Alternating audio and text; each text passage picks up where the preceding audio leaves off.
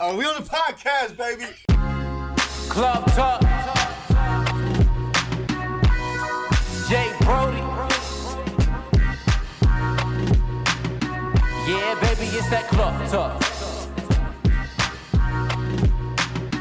Yeah, baby, it's that Club Talk. You're now listening to that Club Talk. And now, your host. All right, welcome back to another episode of Club Talk Podcast. If this is your first time checking out the pod, whether you're watching on YouTube or if you're listening on any audio streaming platform services out there, appreciate you. Make sure you go ahead and subscribe, like, comment, all that good stuff. Man, it's hard to describe this guest that I got in here today, man. We gonna get into his story. This motherfucker doing a lot of shit. He just said behind the scenes before we started recording, like, I'm a Renaissance man. I don't know what to tell you. But before I introduce him and bring him on, we're gonna shout out a few people. Shout out to back home in Philly. Shout out to my man Chef Joe with Joe Chef Life Catering. If you are looking for a personal chef, if you need an event catered, if you need some meal prep done, if you just passing through Philly, you want to try some good food out there on the East Coast, hit up my man Joe with Joe Chef Life Catering LLC. Link will be in the description of this episode. Right here locally in Columbus. If you're trying to get on your health shit, if you're trying to get right, you want to hit up Whitehall Nutrition Lounge. They off of Broad and Yearling. Get you some health teas, some shakes. They also got a gym next door you can get your workout on. So yeah, get yourself right. Whitehall Nutrition Lounge. Based out of Dayton, Ohio. Shout out to my man Deontay Tatum with theflyeragency.com. If you need some artwork done for an album cover, mixtape, if you need some website graphics, if you need a logo creation, whatever you need to visually represent your brand and or business, hit up theflyeragency.com. Last but not least, all the way out in Jackson, Mississippi. Shout out to my man Jamie Jenkins with HelloBlackManJournal.com. If you have sons, daughters, nieces, nephews, whatever, anything revolving around your youth, my man Jamie Jenkins started a Hello Black Man Journal to help children express themselves through the art of journaling. So out there, he also has annual conferences and events out there. You can get yourself some merch, some journals. Everything is on HelloBlackManJournal.com. Okay. Man, now that we got the plugs out the way. Those were good plugs, by the way, man. Thank you. Shout out to the plugs, man. One time for the plugs. Man, I'm trying to figure out how I can give you a dope-ass introduction. It's just too much. We'll be here all day. I'll just sum it up. Entrepreneur, artist.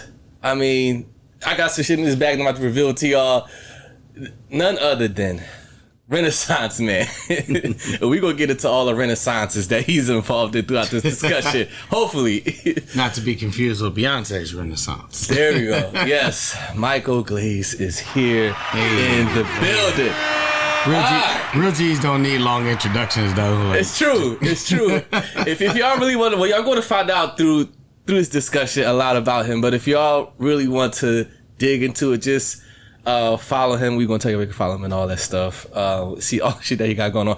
But however, in this black bag, if you're watching on YouTube, I have gifts here that Myko has presented me with. And I said, should I wait to the pod to reveal them and open them? He said, you can if you want. I was like, you know what? I'll do that to share with our lovely listeners and viewers. Hey, listen, that's a hell of a product placement, though. I like it. So I'm going to pull these out one by one and you tell us what we got. Okay. All right. Well, hold on. Can I just say, like, go. 'Cause those would go into, like, what I do, like, part of what I do. Oh, it would give it away. Well, that's good. That's a good starting point. Oh, good. Okay. Yeah. So we kick it off with these and we can talk about how you got into this. Then we'll bounce around. This is going to be organized but unorganized. We're going to bounce around it in so many different avenues about your life. So I got you. All right. So let me see what we got here. Boom. Woo, shea body butter. Yeah, that's self-explanatory. And listen, but that's that that little out bit right goes there, a long y'all. way situation. That's because you be ashy sometimes when I see. I'm just playing. No, I'll be ashy a little bit. You'll be ashy, I promise. Even as a light-skinned fella, can see the ash. Got the shea butter popper right there. And we're going to leave this on the table so y'all can see. All right. Product placement.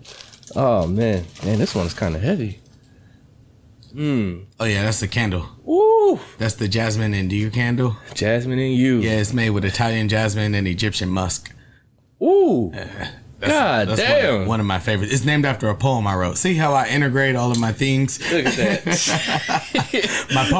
My poem's on Jay Esquire's Smartphones and Netflix album called Pianos and Jasmine and Dew. Yes, shout out to Jay Esquire, who's been on the show.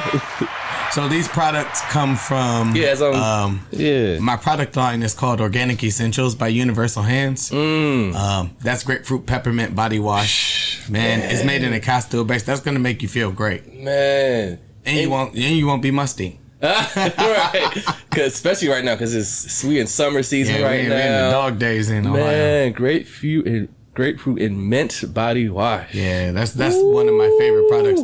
That actually comes on my website. Tell this is homemade. Look at that. On my website, it comes in this box that I have called the Bomb Ass Bath Box. The Bomb Ass Bath Box. Yeah, it comes with a candle, like body butter, that neck soap probably that's in there, that body wash, and it all comes with that. Yeah, because that's what it takes to make a bomb ass bath. Oh man. Ooh. Yeah, it has that's the which one? This one? That one is called Lemon, Lime, and Loofah. It's made with aloe and vitamin E and lemon and lime oil. Which one we got here? That one that's my favorite. These honey, are two of my favorite products in the line. Honey, cinnamon, and Moroccan clay. These two are your personal favorites. Yeah, the body wash and the honey cinnamon soap. Those actually those are in my founder's favorite box. That's what it is. Like so you got your little favorite package, like I got a favorite favorites. package, and then I got a package that you can curate on your own on the website. Ooh, tell the people the website. The website is the number one universalhands.com. So www.oneuniversalhands.com. You can find all kind of shit there. Candles, body scrubs, bath soaps. Jay, you can book massages there. I want to say, can they book you as a masseuse? You can book massages there. Jeez. And look. Oh my Lord. One of everything, man. Damn. All this on the website. I also make jewelry. My jewelry line is called Resonate, and that's on the website too. OneUniversalHands.com. It's the one-stop shop for Universal Hands and all things Universal Hands there. What? That's the plug right there. Mr. Glaze. You like that? I do. Okay, I had to throw this on glad immediately. you like it. Thank you. I like all these. Now, out of all of these, what would you suggest I try first? Okay. Break it down. Because I know you got to light the candle. Candle first. Yeah, you got to like kind of set the aura. Okay. And then use the body wash first. Body wash first. Yeah, and always follow up with the body butter, you know. Okay. The body wash is good like in the morning. I really enjoy it. So my line is it's not just for your skin, it's for your mind and your spirit. Everything I do is intrinsic. That's why my company is Universal Hands or Organic Essentials by Universal Hands. Like this is some like very earthly stuff. Like you seem like you are a person that is one with the universe. I am. I love the universe. That's my nigga. Okay. All right, let's try to start this from the beginning, man. Make sure y'all go to the website and grab some stuff. For people who probably are not in Columbus, is there international shipping or is shipping all over? Ship all over the place, man. Nice. I'm the plug everywhere. Man. Link will be in the description, good folks. All right, man. Let's start from the beginning with you, Myko. Okay.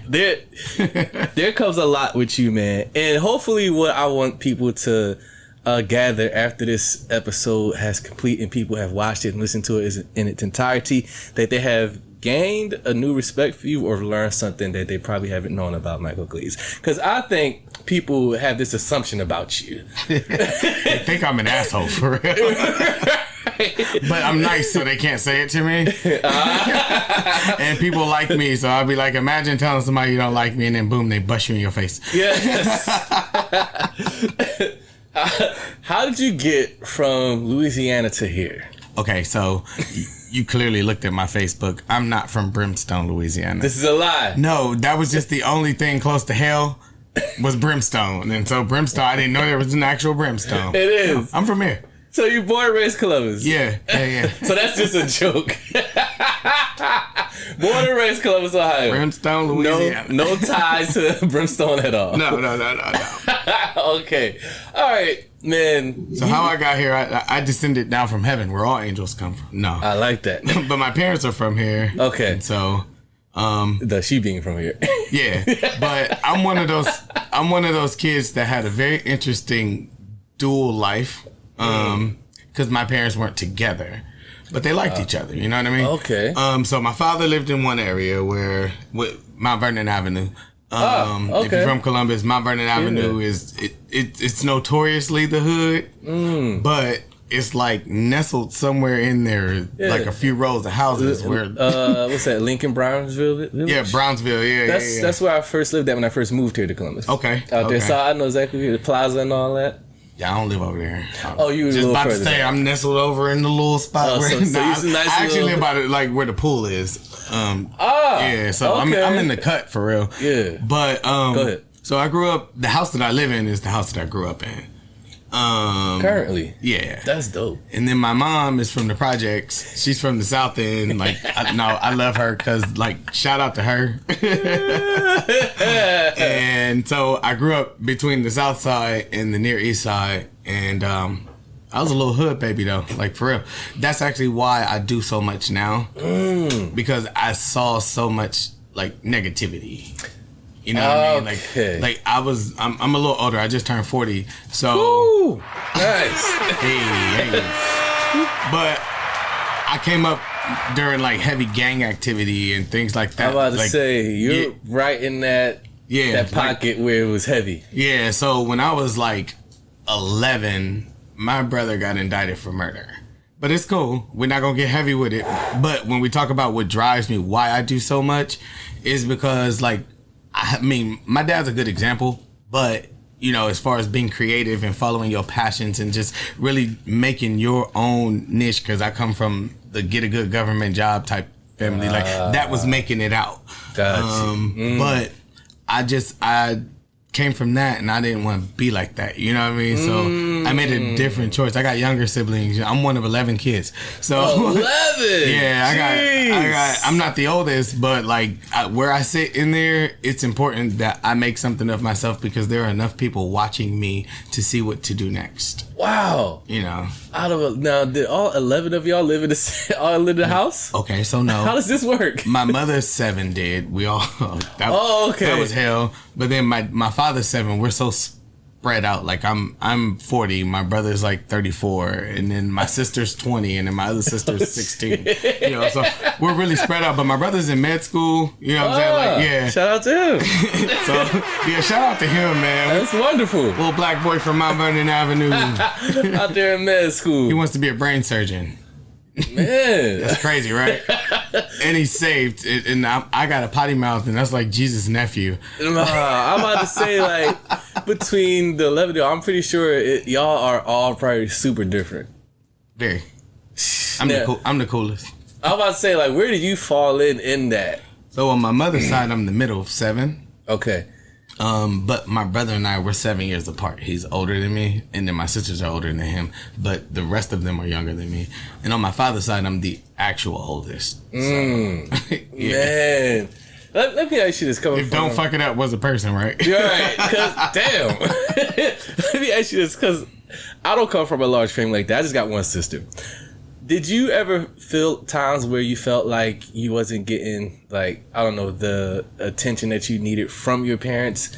Like, because they seemed like they had their hands full with trying to parent all of them. Did you feel like you got kind of like... Yeah. You know? In 2 ways. Because my father was a workaholic. So... Well, he got to feed all y'all motherfuckers. No, he wasn't all of our father. But, okay. But he came from a large family. Himself. And so he didn't want us to have, like I said, I had 2 different lives. Like on my mom's side, that was gangbanging and you know what I'm saying, that life. But on my dad's side, it was very structured. So he didn't want us to have the kind of life that he had. You know what I mean? Like with poverty and things like that. So he always made sure like I had what I needed, but at the expense of absence, because he's busting his ass. Yeah. And listen, respectfully so, because Right, you can't get mad at that. Yeah, but on my mom's side, I'm gonna say yeah, only because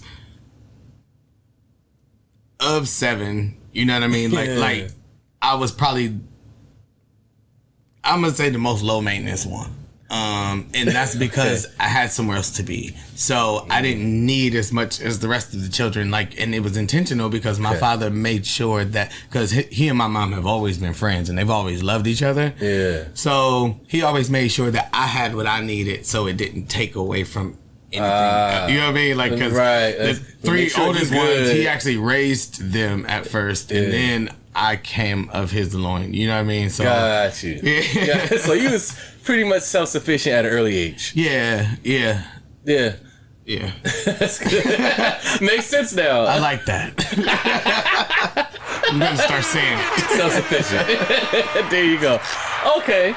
All right. So let's fast forward a little bit. So take me to like your high school days. What type of like individual kid was you? Because it seemed like you were probably, and this is my guess, because you do a lot of shit and you were very an eclectic individual.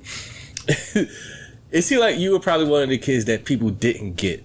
Like, no, they didn't. See, I knew it. It's always the ones that end up like how, like, an adult version of you. I kind of look back and like, I bet he was the one that nobody understood or got. It's like, why is he like this? Yeah, because when we get to high school, it's so interesting because I always thought people hated me. Because I'm different. You know, I went to school, any school named after the side of town is on, you already know what you're about to get.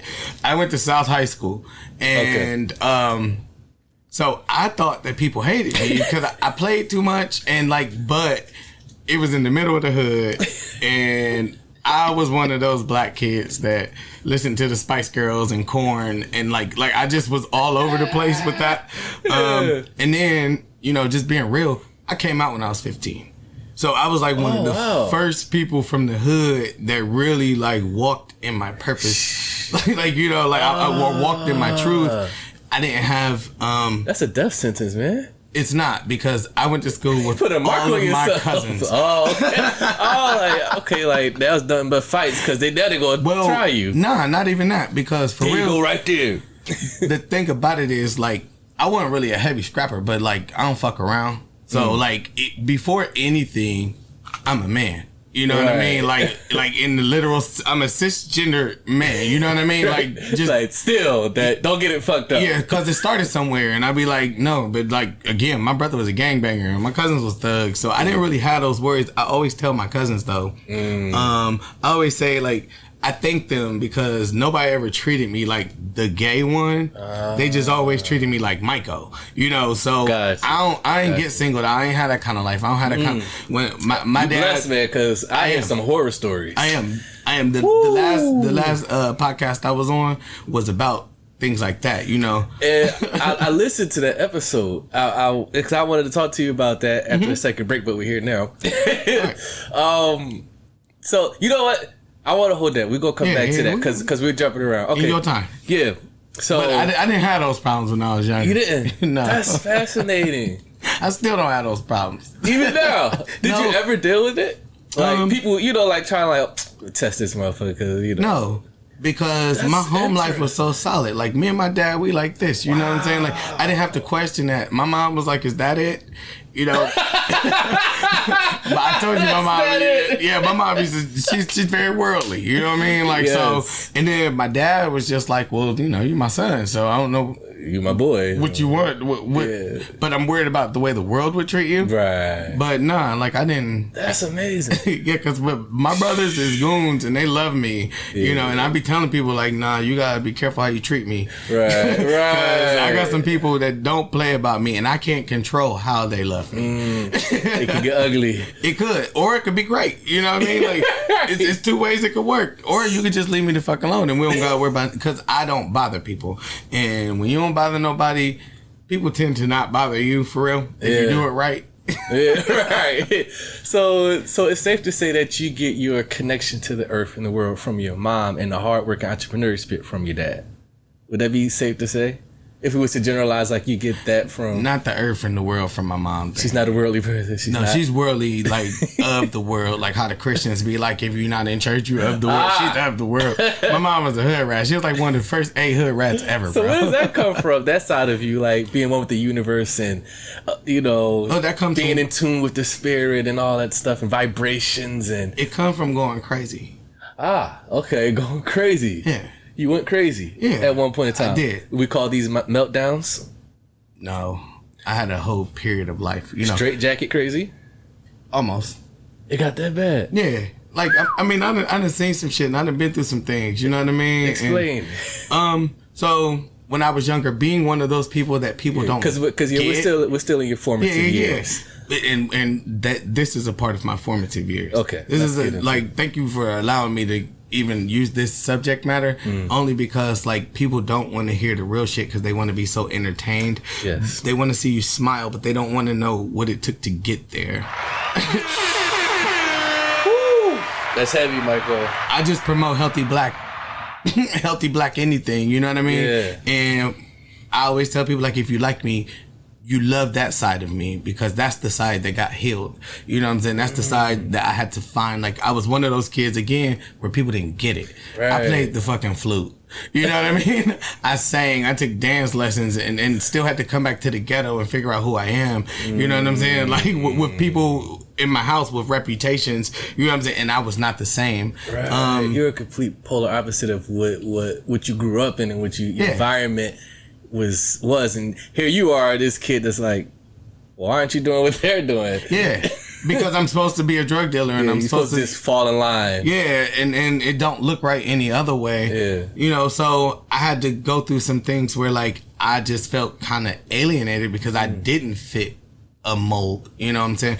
On top of people not realizing within kids, black kids especially, depression is real. You know, so that absence of, you know, your father needing to provide, it leaves you a lot of time to have to try to figure out certain points of life yourself, and I sucked at it. I sucked at it real bad, and I used to take handfuls of pills, and I used to I didn't call, I didn't leave no messages, none of that shit. Like, I just wanted to die because I didn't feel like I fit in anywhere, and it was a lost space. You got to the point of suicidal thoughts? No, suicidal activity. Like, oh, you would attempt to... Oh, yeah. Oh, you actually would... Yeah. Try to take your own life. Yeah. Because it's real and it happens to the best of them, and that's why Robin Williams, you know what I mean? Like, I talk about it, and a lot of people don't talk about it, especially in our black community. We don't talk about that. Yeah. But I've been there before. That's why if you look at my page, you go back through my Facebook profile pictures, you see shit like Nigel Shelby, because that was the little gay boy that killed himself because he was being bullied at school. I didn't have that life, you know what I'm saying, per se. But you know, I understand his mind, what having to figure with that out is. You know, and no matter how loved you are at home, if you spend more time in the world than you do at home, you know what I'm saying, you're dealing with the world way more than you are the affirming, you know, care. So, that's that. I didn't have that. I came up in the generation where they treated shit like that with a good old fashioned ass whooping. You know what I mean? Right, or it just made you go to your room. And so what that did was it made me depressed. And I love music, and music would sway my emotions. So I would listen to things that were minor chords. You know what I mean? Like, and that took me to a place. It's all psychology. It's all spirit. So I had to find myself, you know, like my aunt called me over her house one day and was like, I was vacuuming her steps because that's the kind of aunt she was. Okay. And she told me, you know what your problem is? You lost it. You need to find yourself. Oh, shit. Damn. I was like, sound like some auntie talk. Man, listen, and it pissed me off. You lost, boy. But now I'm like, that motherfucker was spitting. You know? Shout out Aunt Mimi. There you go. One time for Aunt Mimi. But yeah, I had to find myself. I had to go somewhere, you know, at some point in life and really just be like, I don't want to feel this way about me anymore. Everybody loved me though. That's the thing. But I didn't love me, so I didn't have an understanding. You know what I mean? Yeah. I thought I was too fat. I thought my nose was too big. I thought, you know, my personality was too much, and that's why people turned away. So what that did was it made me mean to the rest of the world. The way I live now, it's me atoning for that first part of my life because I was so closed off and hard that I would shit on other people. And like, you know, I think I'm grateful that like to even come this far, you know what I mean? But at that point, 16, 17, 18, I was losing it. Like, wow. So would you say around that your teenage years, because we're in that phase of your life, that sounds like it was probably some of the darkest times for you. It was. Wow. But it was a great discovery time, you know. I'm always going to revert back to something very positive, but it was dark, you know. Because who do you when you're one of you know 11 children, at that point it wasn't 11, but you know what I'm saying, when you're one of so many children, who do you talk to? You know what I'm saying? My mom got enough shit. You know what I'm saying? She has 7 children of her own. You know what I mean? And my dad was really one of those guys that was just like, you know, I don't know what to do. You know, because he was interested, but I was afraid to tell him because I didn't want to make him think he was doing something wrong. Like it's his fault. I didn't know what to say. You know what I mean? I don't know what to say either, Dad. It's even like with coming out. You know, like for me, my biggest struggle I ever had was trying to figure out for 2 weeks how I was gonna tell my dad that shit. His friend already kind of outed that I was at the after hour. Now I'm older, I'd be like, you should ask him what he was doing. I was hanging with a bunch of lesbians. Oh shit! Wow. Okay. Wow, man, this is fascinating. Okay, I want to ask you this. Hey, look, you're free to ask me anything you want. So don't tiptoe. Like, I don't want you to think I'm sensitive. I'm not. That's what Cloth Talk Podcast is all about, people. We talk about the real shit right here on Cloth Talk Podcast. Hey, I done already came in here and fucked up the thing last time we was here with the guys. Yeah, you did. This is Myko's. This is not his first time on the pod. The first time you was here, you was with your compadres. Yeah, you broke up our group, bro. We're gonna get there though. I told you had that Matthew Knowles spirit. We'll talk more. We're gonna talk more about that after the break. But here's all I want to ask you. I will not accept that I broke up y'all beautiful conglomerate. The 4 of you are fucking. We'll be back. Yeah, we're going back in on the 31st. Yeah. Nice. I'm glad to hear that. All right. Let me ask you this. At what age did you first realize that like life for you was starting to become different than most people in your peer group? Like, because it seems like, and what I've learned too is that people assume that because if you come from a loving home or an environment, you got people that provide for you. You know, you got mom and dad and they're providing, they're loving, they're, you know, doing what they got to do. People assume like, oh, you should have no problems at all. But what's fascinating is that hearing you, you know, you're like, yeah, even though, you know, I felt love, I got love, me and my, you know, siblings, we all, you know, whatever, it's all there. But still internally, I'm battling a lot of shit that a lot of people aren't aware of. And what happens is we battle it alone internally. Yes. And it seems like that's where for you, all the things started transpiring for you. At what age did you realize, you know what, like my experience at this age right now is way different than a lot of people in my peer group? Okay. Because no, I had a real rude awakening one time. So growing up, I didn't know I was poor, right? We were poor. My mom, now, like I said, I had 2 different lives. Right. My mother's life was like sometimes we had to move furniture with 2 carts to the next house because we got put out the last one. Shit. You know what I mean? My mom slept in a car with 7 kids. You know what I mean? Like, mercy. Yeah, it's like, so I come from, you know, trenches. Yeah, the trenches for real. But you know, I always had my dad to like take me away from there. Yeah. So I thought that was good life, you know what I mean? Like, it's like we're comparing apples to oranges here, you know what I mean? Yeah. Apples to steak. So, shit. But I had a friend when I was younger who was white, and he lived in the hood. Like he lived on the south side. Okay. And I went to his grandparents' house for like the 4th of July or something, like in Whitehall. And this is when Whitehall was still really rich. Okay. And I looked around like, oh my God, they have air conditioning. Air conditioning. Oh my gosh, we can get more than one of those. You know what I mean? Like, it was just like, well, here, take what you want. And I was being so modest, you know what I mean? Because I never been in a here, take what you want moment. Yeah. And then I realized when I came back, even to my nice home, that damn, like, you know, this is not the same. This is vastly different. Yeah. And also being around kids, because I was in a lot of little programs and things like that, where they had like nuclear families that looked a certain way. Sometimes I would have to show up to my own concerts at school and things like that. And, you know, it is what it is. Yeah. That's just how it was. That's why I celebrate myself. You know what I'm saying? I celebrate everything that I do. Yeah. Because, you know, like, sometimes people weren't there to be in the audience. Yeah. So that's when I started realizing how different my life was from everybody Just going out to like, okay, like, all right, y'all dynamic is different than my dynamic. Yeah, I had to leave the environment. You know what I'm saying? Like, so wait, you don't take 10 minutes to go cry on the back porch because you're hungry? You know? Yeah, for me, I didn't realize, like, when I left Philly to go to college for the first time, that's when the culture shock hit me. That's how I ended up here in Ohio. I was like, oh.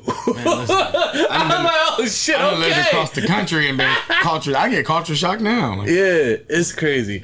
All right, man, we got a lot more to talk to and with Myko, a lot more to unpack. Let the people know, because we're going to take a break real quick, Myko. Let the people know where they can follow you, where they can connect with you, get everything, whatever's associated with Myko Glaze. Go ahead, plug away. I'm a granny, so I use Facebook. So you can find me on Facebook, Myko Glaze, MykoGlaze. Instagram, King Myko 83, or Universal Hands 1 at Instagram. There it is. If y'all fuck with the pod so far, make sure you like, subscribe, comment. We're going to take this break. We'll be right back here on Claw Talk Podcast. Don't go nowhere. Tummy growling. Yeah, I'm hungry. Hungry for this knowledge, lay around like I'm lazy, fugazi, don't take me there cause I'm crazy. Tactical with tactics, satisfactious to the maxis, I'm stressed, and my life is a mess. But I'm a warrior, so I always impress. Gotta stay high in my spirit, cause dark is coming nearest. Shoulders gon' shrug when your life is in the trenches. Hold no grudge, gotta muster up forgiveness. Time is a ticking, nigga, when you gon' live it, nigga. Let that sink in the abyss of your soul of emptiness. Potential of the genius, but streets if is the miss. Y'all got me so sick, I done seen the bottom twice. Bottomless pit, I don't quit. Let the warrior inside rise, inside rise, inside rise. It's time to let the warrior inside rise, inside rise, inside rise. Let the warrior inside rise, inside rise, inside ride. This time I got that fire, light a torch and let it burn. From deep inside my soul, my urge encouraged me to learn. Seeing greatness at the potentiality, cause of my biology. Yeah, it is inside of me.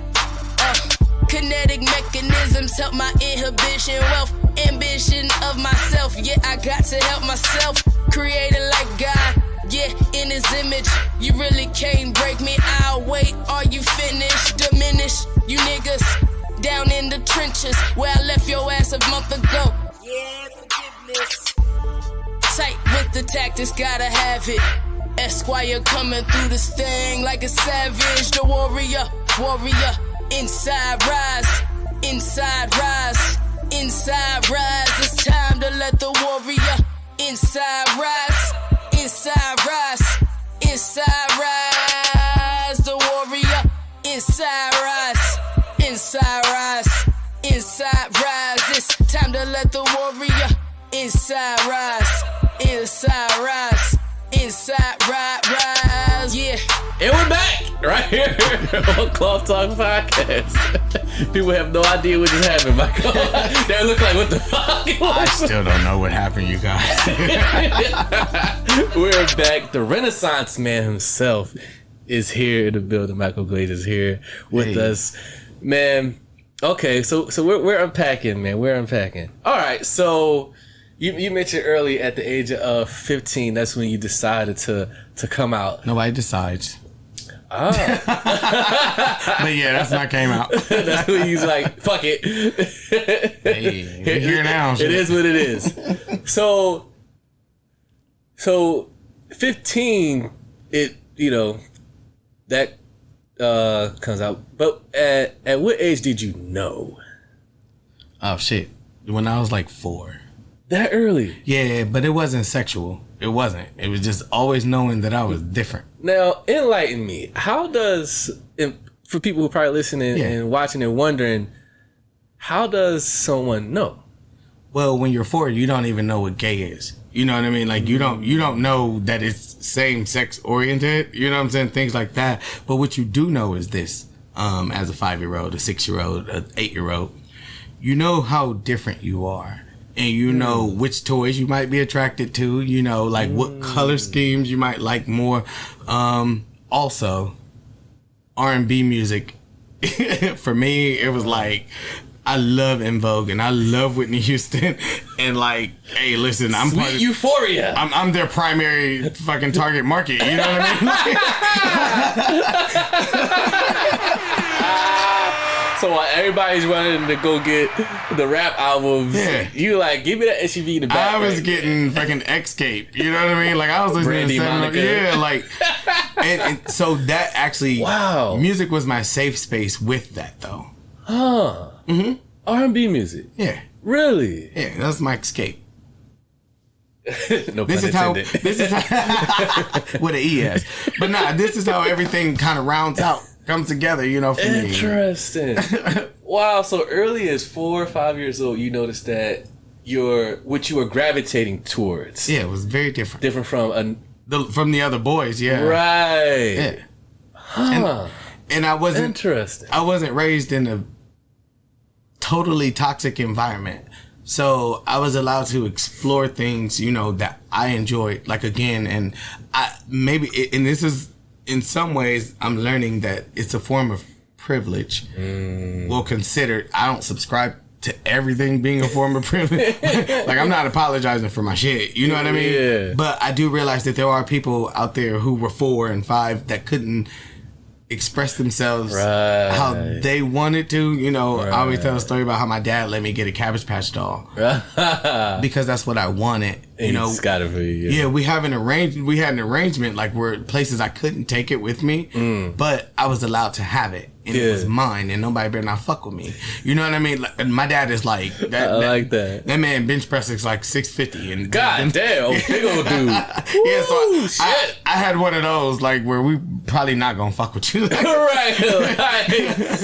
I'm either gonna call a killer or a buff ass diplomat. You know what I mean? Like, you don't want to do this. It's like, you know you don't want to, so just leave it alone. I had spaces, you know what I'm saying? And then even having like older sisters, you know, that was very nurturing for that part of me because I didn't get bullied or like, you know, it was like, okay, well, you know, your color schemes, let's go. Like, nigga, with nail polish, you know, like, so it wasn't, but they weren't feeding me, oh, here, since you're gay, just be gay. Right. They were just going along with my interests. You know what I mean? So, yeah. Did you take some of their clothes here and there when they wasn't watching? No. Did you do that till like, wait till they leave? Do you go in there rummage around? No, I'm not that kind of gay, man. There's levels to this shit. All right. And shout out to all my trans girls and my CDs and such, but I ain't that. Okay. So no playing dress up and nothing like you that. You see my shoulders, bro. It's like I'm doing a camisole. Well, I'm talking about your younger years. I was big then, too. Big old kid. Oh, that's why you did say you were kind of chunky. Just broad and chunky, yeah. They called it husky in jeans in JCPenney. Oh, wow. That's interesting though, because like you were saying, there's not, especially around that time, in that era, at that age, there aren't, and still I'm pretty sure to this day, there aren't a lot of spaces for young people who probably know early on that they're different from the same, you know, sex or whatever, and they don't have that that outlet to express it. Like you said, like you got, you know, your older sisters, like, you know. Yeah, but I wasn't being gay. You know what I'm saying? But for you, it was still a form of expression one way or another. Yeah. Most people like, big sis, like, get the fuck out of my room. Get out of here. What the fuck you following me around for? Get the fuck out of here. Nah, my sister or brother probably like, fucking faggot, fucking gay. No, I did have that. I did have that. The slurs and shit. Don't cringe. Just don't do that shit again. You good. I'm not like cringing. No, don't cringe. It hurts me. That's real. To see people treated like that. The only time that I've ever been called a faggot out of anger or anything came from my brother.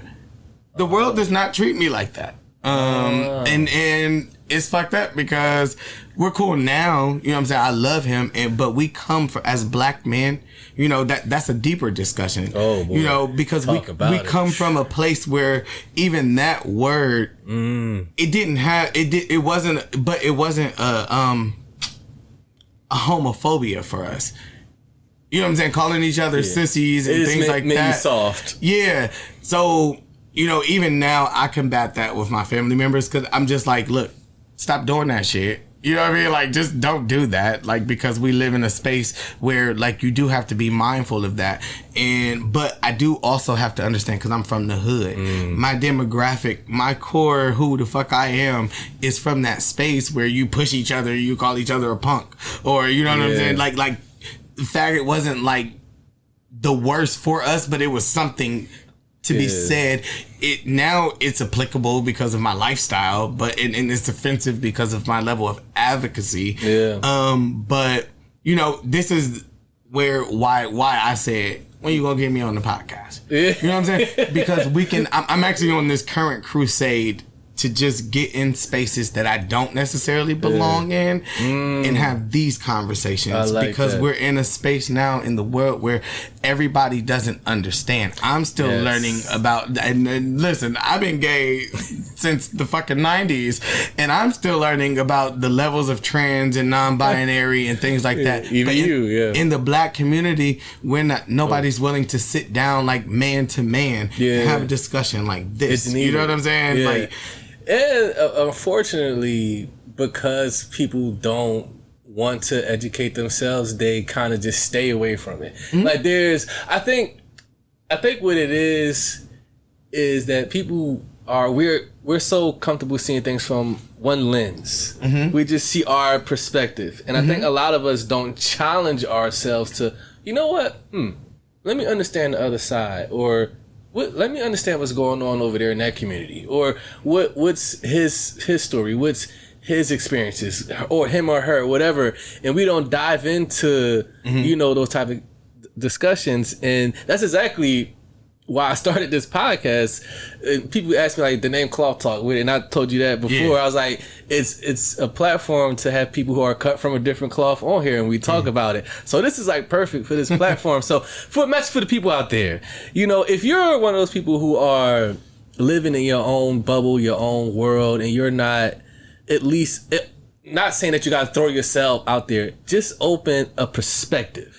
Open a different perspective from what you're looking at things from. Doesn't mean you gotta accept every damn thing. It doesn't mean you gotta, you know, go and become an advocate now. Just have a moment where you're like, okay, I understand. But listen, I get it now. It is not enough of that. Thank you for that speak, but you also gotta remember though, like, some people live in spaces where they don't have to have that conviction. Yeah. They don't. Like, and nobody can take that away. You know what I'm saying? Like, nobody can force that on. But sometimes all it takes is watching the Cloth Talk podcast and seeing somebody like me and being like, well, damn, that's the opposite of what I thought. Or, like, even for me, like, I am, like I said, I'm still learning the whole spectrum here because it changed over the years. I'm sure. I'm learning to not be closed-minded too. We're all on this journey together, and we're in a space where people who are different right now feel like they have to be defensive. Yeah. You know what I mean? Yeah. And when shit gets different for black people, we get defensive. Like when I hear people say, "Don't call me cisgender." Well, that's a real fucking word, and it's existed since before this. Like you've been cisgender, you know. Like, but nobody ever called us that. And so I was telling one of my friends that works for one of the agencies here, it's new for us. You know, like having to have a prefix in front of who we are. It's new for us. But I will say this, man, and we don't gotta sit here for a long time. No, we gonna stay on this till I'm ready to move on from it. what made my perspective change. Go ahead. I did a workshop for this organization here called Equitas Health. Yes. And they invited me to do a wellness workshop. So I did a self-care through self-massage class. Nice. When we got to the door of the place, I'd never been in this kind of world. It was called Transforming Care. So it was to teach care givers, like doctors. It was doctors. There were social workers, how to, you know, be mindful in caring for the trans and non-binary community. Oh, got you. Right? So I got there and they gave me my name tag. Okay. And they said, you can put whatever you want here. Under like pronoun. How do you identify? It says I identify as, and they said you can put whatever. So I could have put Zeddy, I could have put God, I could have put, you know what I'm saying? I could put Bishop Don Magic Wand on that motherfucker. Yeah. And they would all day long, you know, address you as that. Everybody asked me though, you know, well, how do you identify? Like before they spoke to me, they would look at my name tag and ask, or just ask. I'm gonna say this as a black man on the fucking planet Earth in the state of Ohio, in the city of Columbus, I have never felt more seen, more respect. Nobody has ever given a fuck how I saw myself. That day changed my life. Like, you know what I mean? Like, and I've always been like, I always say I'm proud. No, I don't identify as queer. And I talk about that because I explain to white people or, you know, people who identify that way, where I come from, queer was always followed by a fist. You know, so like I don't identify there, but if you want to, I'm gonna answer you in that way. You know what I mean? So like, but I've never felt more seen. Nobody's ever given a fuck as a black man how I view myself, how I chose to identify. I looked like a Crip if I was standing next to one of my brothers, but then I looked like a Blood standing next to the other. You know, like nobody ever gave me my individuality, and that was well into my 30s that I had that experience. So that's why I'm very mindful and I like having talks like this with men like you know, in spaces like this, because people need to see, you know, they need to hear, they need to see a very healthy dialogue between me and you and people like me and anybody that thinks open-mindedly like you, that was willing to sit down. But everything is so new and it's changing so fast. It's making people uncomfortable. It's making people uncomfortable. Shit, it's leaving us in the dust. We thought we were geniuses amongst our people. We were the elite. Now we got to learn all this new shit. You know what I mean? But if we take the time, sometimes it just takes one conversation with one person to make you understand. I have a friend that's a drag queen, and Michaela. Shout out Michaela Denise, one of the most fabulous people in Columbus, Ohio. But anything that I want to know, you know, because I'm learning. We're all learning. You know, I identify as a gay black man. You know, but now I need to understand that it's not just gay black man, gay white man, gay lesbian woman. Now I need to understand that they is very important for some people because that's how they identify. And after that day, I am very mindful of that because nobody ever gave a fuck how I was one of Janet's kids. You didn't have a choice. You heard something funny? My parents' names are Janet and Michael. Damn. Shout out them. Oh shit, that's hilarious. But nah, I've always been just one of Janet's kids or one of Michael Lee's kids, you know. But you just lumped into you wasn't an individual. You wasn't. People stopped and said, "What's your name, Myko? How do you identify?" And that meant so much, man. And I didn't know I needed it. Wow. I didn't know I needed that. I didn't know that it was even applicable. Matter of fact, I did a rant on Facebook about why I gotta call you them and they. You not two bitches. I deleted it and I made a public announcement to people after I had that experience that I spoke out of my ass. Wow. I spoke out of my ass because I didn't know that experience for people was so important until I had it. Man, and me, just hearing that from this perspective, it also makes me learn too, because like you said, even though we could say, hey, you gotta be open-minded, don't be closed off, most people aren't even, like you said, in those situations, or grow up in those situations where they even have to consider that. Yeah. So why the fuck would you?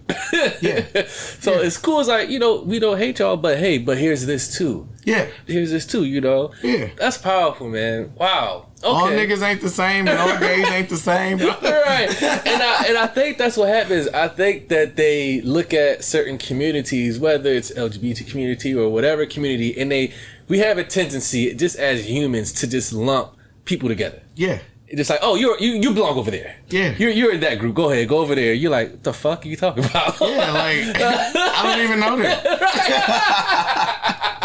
I don't even know what to do. Hey, even growing up, like, I hung with lesbians. I didn't hang with other gay boys. See? You know what I mean? Yeah. I am an honorary stud. So... Shout out all my studs and stems and films and all the lesbians. But that was my fold. You know what I'm saying? Like, because that's where I was comfortable, because just like in the world for straight people, you get around the wrong people, you fuck with the wrong shit. You know what I'm saying? Like, and at that point, I wasn't really like sexually active or none of that shit. I just knew who I was. Yeah. Like, this has been me since before that was even a factor. Right. So I felt safest around people who didn't want me in that way. Yeah. And that's why I hung with lesbians like most of my life. But I mean, I got my bros now, but like it took a while. You know what I mean? Like, it took a while for me to get to the point where I was comfortable to forge relationships with other gay men, that weren't, in that way, that were intimate, like, and to have a certain type of brotherhood between me and another, like, gay man, and it have nothing to do with our body parts, because that's where people get it wrong. Like, they think that it's just sexual, and it's not. Right. And even for me, coming out early, I thought that it had to be sexual, and it's not, because nobody taught me. Nobody sat me down and told me about the birds and the bees, or the bees and the bees, or the birds and the birds. You know what I mean? Like, nobody gave me the talk about how to navigate, and rightfully so, because nobody knew what the hell did you say, you know? But that's why, like, now when my friends reach out to me and they think their kid might have a hint of gay, first thing I say is, well, don't tell them. You don't tell anybody who they are. Let them tell you, because that might not be it. They might be in a phase, or they might not know what to call it, or, thank you for recognizing that. And I always thank my friends, men and women, fathers and mothers. Oh, I got so many inboxes where it's like, well, I think my son might be a little, But what do I do? We have a tendency to see little behaviors and be like, that motherfucking gay. Yeah. What do I do? Because I don't want to fuck this up. Because this is my kid. Like, it's still my kid, But and the first thing I always say, especially when it comes to our gay young men and masculine presenting, people, make sure that kid stays up on their sexual health. Nobody talks to us as gay children about that type of shit until it's too late, when we're getting tested for one thing and they're like, well, you should be getting tested for this, and that. Make sure that person is aware that they need to be just as mindful of their sexual health, also their emotional health, because there's a lot. With a lot. There's a lot, because you know how different you are. My father just for the first time asked me, was I dating anybody last year. Last year. Yeah. Wow. Well, he didn't know how to say it, And then here I am popping up with these niggas, you know what I mean? Like, hey, we here now. Introduce us to your friend? No, I didn't mind that, but the significance of the relationship, him being mindful of that. The first time was when I was 38 years old. Wow. Yeah. Holy shit, man. And I really appreciated it. I really did. Like it did. Like I told him I ain't got no bitches, but I don't have any hoes. But when I get one, I'll let you know. You know what I think is fascinating, but it's fucked up, and I don't like it. Is how we shame and outcast, gay people. It's almost like it's this automatic hatred towards it.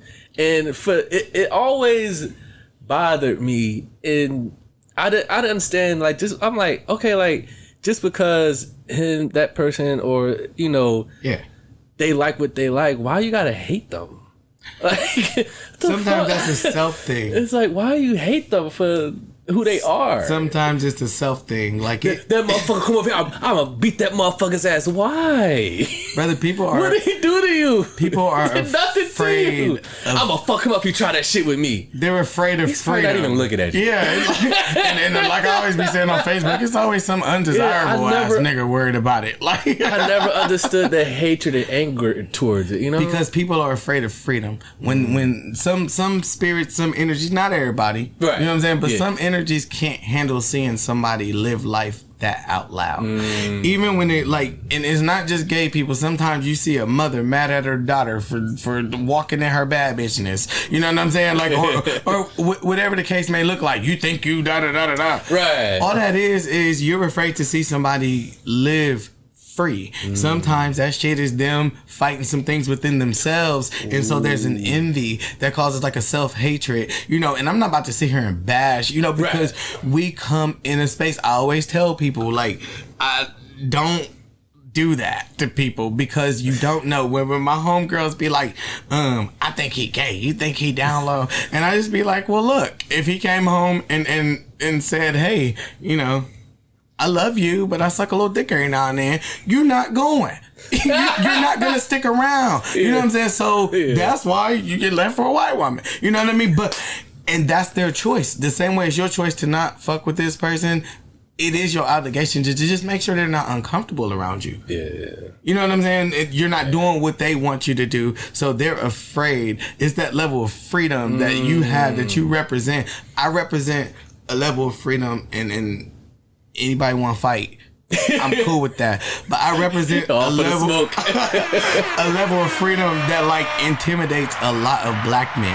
Yeah. Because I don't code switch. Right. That's not just black and white. This ain't no front. When I go home, I'm gonna smoke weed and I'm gonna sit on my porch and I'm gonna talk my shit to somebody drinking dark liquor. You know what I'm saying? Like I do regular shit. It's not rainbows and unicorns at my house waiting on me to get there so we can disco boogie. No, but I represent a level of freedom that a lot of people can't handle. And even when it goes for the people who are just extremely overtly feminine and shit like that, they are walking in who they are. You know what I'm saying? And the niggas that usually mumble under their breath be niggas that can't. Word. Yeah. That can't. Have you ever seen a trans girl punch somebody? They're not gonna try them. You know what I mean? Like, nah. Because we came up fighting. We came up the same way everyone else came up. Right. There's nothing different about any of us. Yeah. Like. If we from the hood, 9 times out of 10, that first 10% of whoever that person is, however they choose to identify, you know what I'm saying? It's the same as you. Your first 10%. You know what I mean? We all went to free lunch. So, for the most part, we all got the same background. It's fear. Yeah, just because like we're so hyper focused on the sexual orientation. Mm-hmm. It's just like my dad told me one time, if I was to get upset about you being gay, that would make me as gay as you told me you were. Wow. Because that would be me worried about. He said the only thing I'd be upset about is who you were having sex with. Right. You know what I'm saying? Like, and that's true. That's real spit. That's real rap. That's some real shit. You know? And so, like, again, I'm an anomaly because I came up in an environment where I just have always been allowed to be myself. Yeah. That's why I facilitate, and because I know what it's like to not love myself. Right. But I had that freedom. Once I started to appreciate those things that were happening for me and stop trying to manipulate the way that they were coming, because people was loving me the way that they know how to love. Yeah. You know what I mean? It wasn't that I didn't have love. I didn't recognize that. So that made me unhappy and suicidal because I didn't know how to love myself. But once I realized and start to appreciate the world that I got to come up in and realize how how different it is. It wasn't just Whitehall different. You know what I mean? Like I have friends who fucking like couldn't go home after their parents found certain types of magazines in their room. You know what I mean? Like I've seen it. Yeah. I used to hide my shit. I used to have my Tyson Beckford calendar on the back of my and then just put a coat over it. You know what I mean? Like hang it on the back of my closet door, put a coat over it. But like, you know, like some people don't have that safety, and even with people who are afraid to see people walk in their truth, it's because they never had the space to be that free. Yeah, that's big. I want to go back to, and let me see what time we're at. After this, we'll take another break. That's cool. I want to go back to your teenage years when you was in that dark time, that dark space. Mm-hmm. When did you, or I don't know if you did, because you said you're still figuring it out and learning today, but was there a point where you came out of that, where you know, become to like, like, you know what, let me stop trying to off myself. It's not as bad as I think it is. Like, funny story. No. Like, yeah, I'm making light of it, but you know, because you gotta laugh. You got to. And yes, I'm still figuring it out because humans are ever growing and ever changing. Yeah, that's why I said, like, you know, like this. It's an ongoing thing. Every day there's a trigger. You know what I'm saying? There's something. There's a point in life where I realized I survived it. Yeah. But then there was a point in life where I got afraid that it was coming back. You know what I mean? So it's always a process. It's always a process.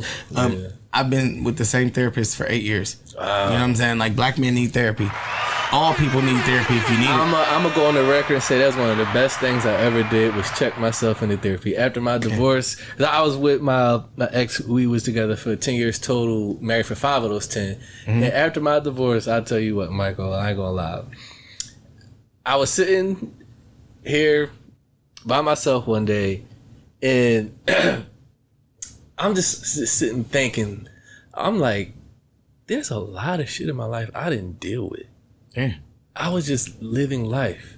Like, I'm just, these events are happening in my life, and I'm just, you know, I'll just keep going. You get yourself up every day, you just keep going, you just keep living life. And before you know it, you done snowballed and compiled all these events that you didn't deal with. And I was like, I gotta tackle this shit. I gotta deal with this shit. And I humbled myself and went online and I, you know, checked myself into therapy. And I said, like, best decision I could have made. But you realize half that shit you didn't even do to yourself. Oh my God, man! There were so many aha moments. Yeah, like I was like, that's what led me to. Okay, so my last time trying that shit, right? Yeah. So I take all these fucking pills. So your method was the pills. Because I wasn't human by finding me with my brain. I want to open casket. I don't give a shit how I go. Open that motherfucking casket. They need to see me. Jesus, Michael. Y'all just lost a real one. God damn. You had this mapped out, I see. I did, because I'm a Cancer. I'm very strategic. You know what I mean?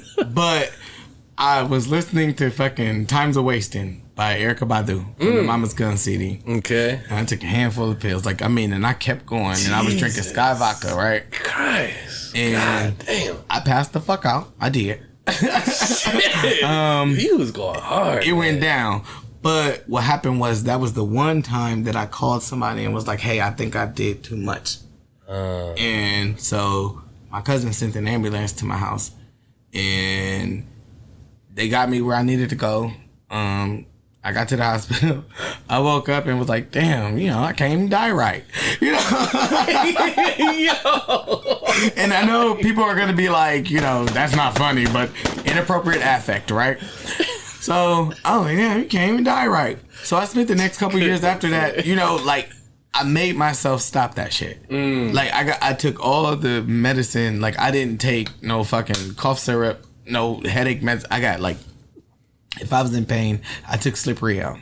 You know what I mean? Like, I learned how to supplement things. Yeah. But that was just me denying, because I feel like I was addicted to that shit.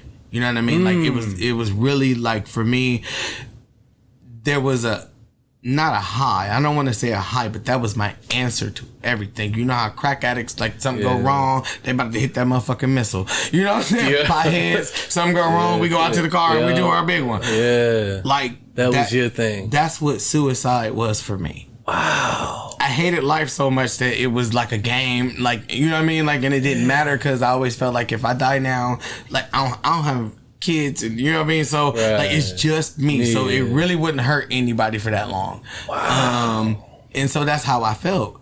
And a couple years go by, I evaded it. Yeah. But then, you know, before I turned 30, like right before my 30th birthday, you know, I went on this spree of just kind of handing people back the shit that they put inside of me and gave me.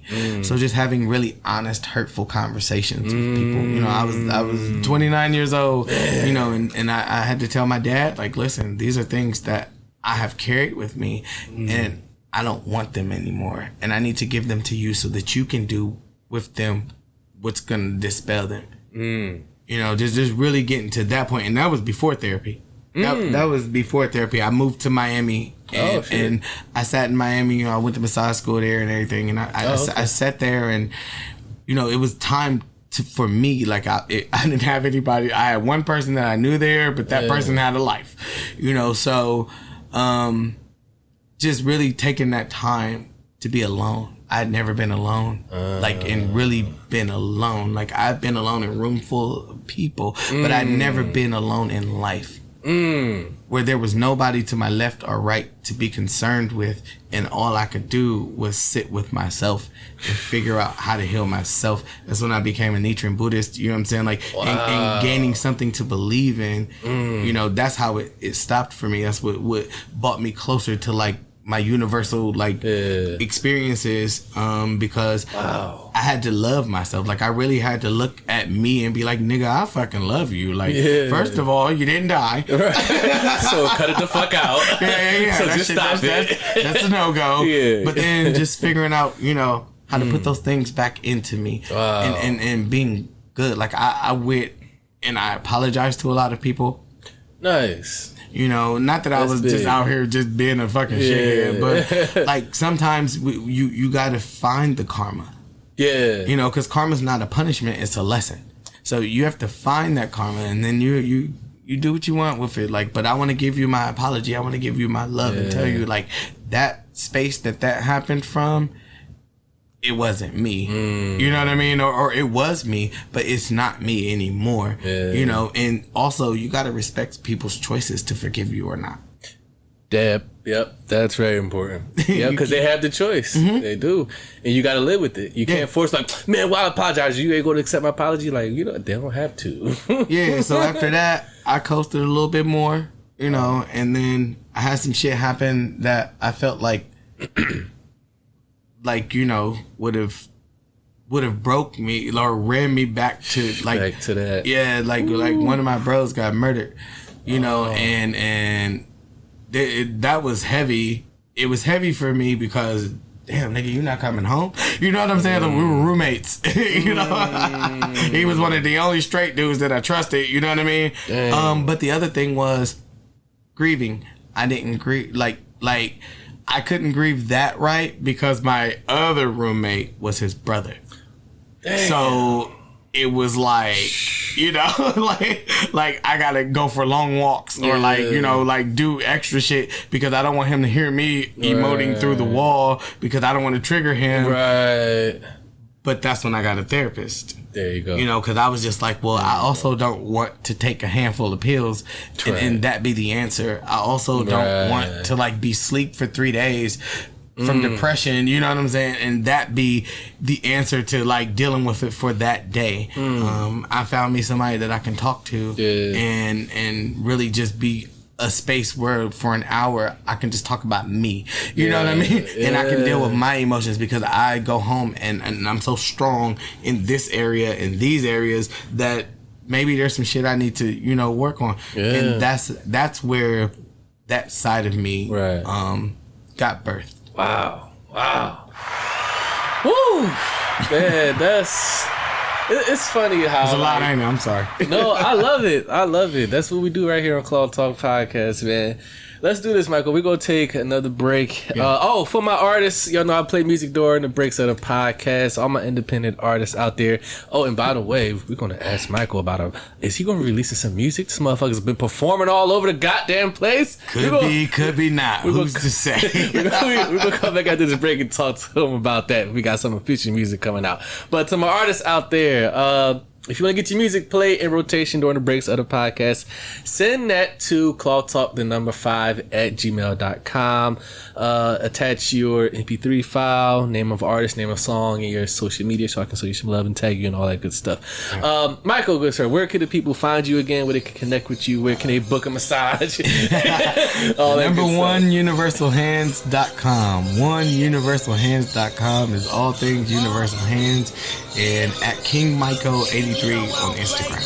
There it is. Make sure y'all tap in and follow Michael, man. We're going to be right back here after this break of this podcast. I don't roll the dice, snake eye. I would rather watch my cake stack high. Like a wise guy, hotter than fries. Shine so bright, I make your eyes glide. Kill a vision, swear I make your eyes die. No time for the dumb in the mind. Get the wind, yeah, we going outside. I got an open cup and open mind. Tell a hater this is why. You know I don't play. You know I don't play. You know I don't play. You know I don't play. I don't play about money, I don't play about shit. I don't play about money, I don't play about shit. I don't play about money, I don't play about shit. Yeah, play about money, I don't play about shit. Man, fuck a casino. Get more De Niro, that's all I can comprendo. Fall back, watch my crescendo. Oh no, I'm no beginner. I'm bossed up, I'm flossed up. Hey, I got them crossed up. They dodging and they lost one. Paul lost one, that's tragic. Look at me, I got magic. Can't stick to me like fabric, nigga. I'm about to cause havoc. Don't try to pay me, man, just pay me. I'm hungry, I gotta eat. I got no time to play no games, bro. The beast gon' come out of me. Woo! I got them falling off, they never coming back. Grab the bottle high up off the top rack. Never looking at them, always looking past. Go shit intact. You know I don't play. You know I don't play. You know I don't play. You know I don't play. I don't play about money, I don't play about shit. I don't play about money, I don't play about shit. I don't play about money, I don't play about shit. I don't play about money, I don't play about shit. Don't play. And we're back. Just like that. That shit cracks me up. Very true. Every time I love it because nobody has no idea what just happened again. Nothing happened. Yes. Right. The Renaissance man is still here hanging out with us. Myko Glaze is here. We unpacking a lot, man. We diving deep. Okay, man. This is a very healthy conversation though, bro. Yes. Thank you. Yeah. That's what I like to try to do on this podcast is for people who probably pay attention, y'all probably can see that I stay away from the gossip stuff. I stay away from talking about celebrities and all the pop culture shit. Yeah. I purposely stay away from because I think conversations and connections like this, like really sitting down with... We still gonna use some hot words like Beyonce. There we go. Renaissance. Yes, there we go. Renaissance. That's probably the title of this podcast. Algorithm. Renaissance, Beyonce. But yeah, I think more conversations like this are more impactful. You know, and I think because there are more everyday people just like me and you who can relate to this than someone relating to Diddy's yacht. Like, I can't relate to Diddy's yacht, but I can relate to someone who grew up in... I don't even want to be on Diddy's yacht. The party. You want to go to the white party? Nah, I'm cool. That's how they got you Negroes over here already. That's how Brimstone, Alabama came to be. Oh, shit.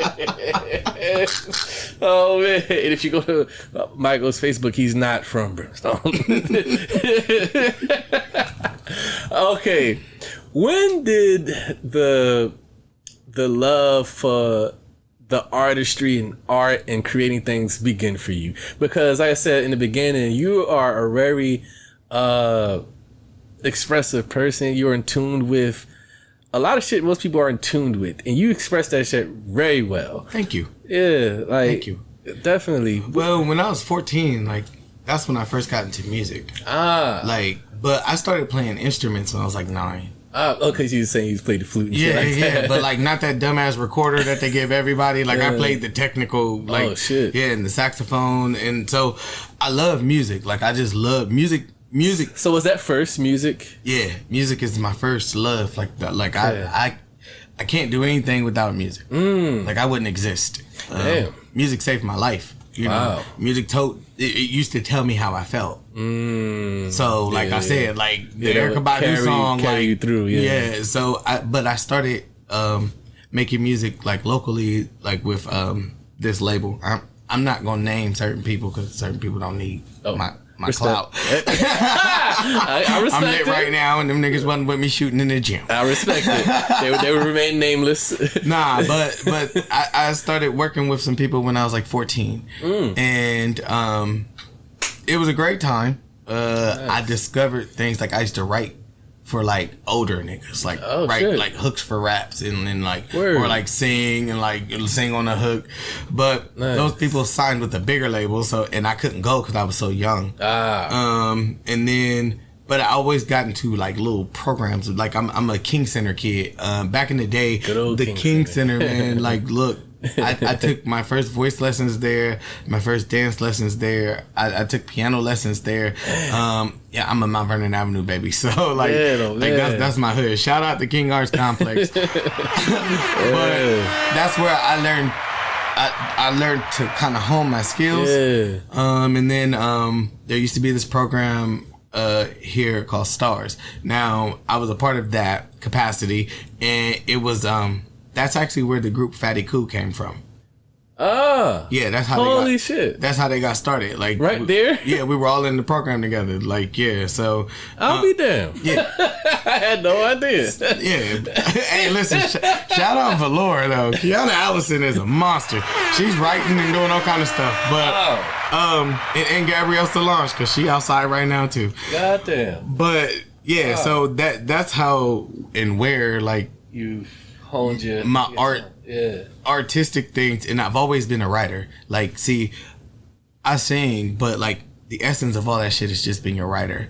I love to write, and I'm expressive as hell. I'm a Cancer, you know what I'm saying? So I know how to articulate my shit, and either in loudly or like on paper. Yeah. So I've always been a writer, but music has Makes always sense. been my modality for it. Makes sense. And then I started doing like poetry. Like I said, like Pianos and Jasmine and You is actually on Jay Esquire's Smartphone and Netflix album. That's dope. Because she heard that shit and was like, oh, I want to put this on my album. Like, are you serious? She like, yeah. So, Yeah. but I started engineering and doing stuff with Hit 'em Entertainment, Unique. And so I started there doing that after I got back to making music. And so I like behind the scenes stuff. Yeah. You know what I'm saying? Yeah. I like you don't like to be the forefront all the time.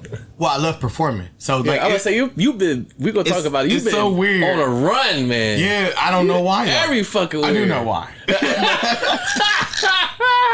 But nah, I started working with Hit 'em Entertainment, and then I joined Deftone, which is we were a group, and so shout out LB Amazing, and then so we did that for a few years, and then I moved away. I moved away because I'm always gonna move. One thing about me, I'm gonna leave. You'll pick up and go. Yeah, if I'm uncomfortable in life, I'm gonna go. Wow. Ain't nothing here for me right now. I gotta find something else to do. But nah, like I did some stuff while I was in Miami with a few people, and just like really, I keep my hand going. My pen is what drives me. The writing. Yeah. Wow.